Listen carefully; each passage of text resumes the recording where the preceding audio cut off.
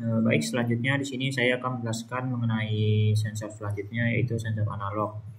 Yang dimana di sini untuk sensor jarak yang diletakkan di dekat wastafel dengan outputnya berupa air keran yang mengalir.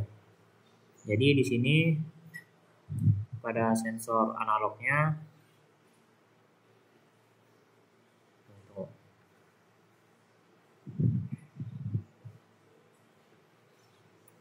di sini kita ketahui sensor analog akan aktif ketika ada benda atau tangan yang berada di jarak lebih kecil dari 18 cm. Dan sini sudah kita atur di angka 17 cm. Maka sensor analognya akan aktif. Yang dimana sensor analog ini menggunakan input sebesar 5 volt dan menghasilkan output sebesar 1,51 volt. Dan di sini kita mengatur untuk referensinya sebesar 1,50 volt. Di mana di sini kita menggunakan rangkaian op-amp detektor non-inverting amplifier yang dimana V-rate-nya itu tidak sama dengan 0. Dan dengan rumus P output pada rangkaian detektor ini yaitu P output sama dengan AOL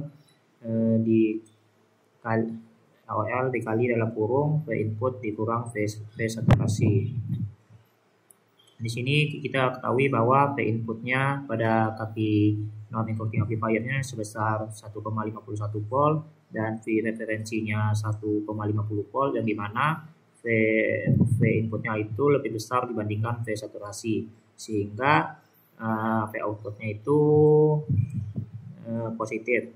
Tapi jika V inputnya lebih kecil dari V saturasi, maka V outputnya itu akan negatif. Bisa kita lihat misalnya jika kita tambahkan di sini, maka akan menghasilkan output minus jika inputnya lebih kecil daripada V saturasinya.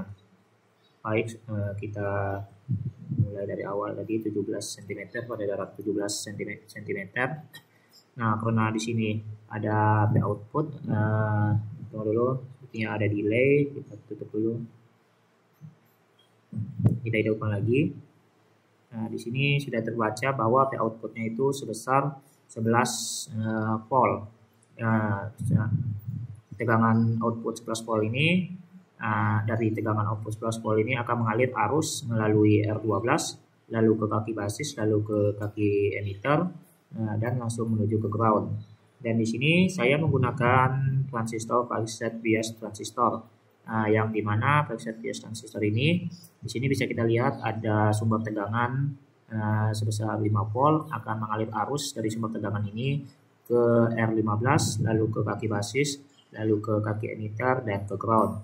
Nah, di sini sudah bisa kita lihat bahwa tegangan PBE-nya itu sudah di atas 0,7, yang terbaca di sini 0,85. Artinya daerah transistor ini berada dalam daerah aktif, sehingga akan ada arus yang mengalir melalui kolektor.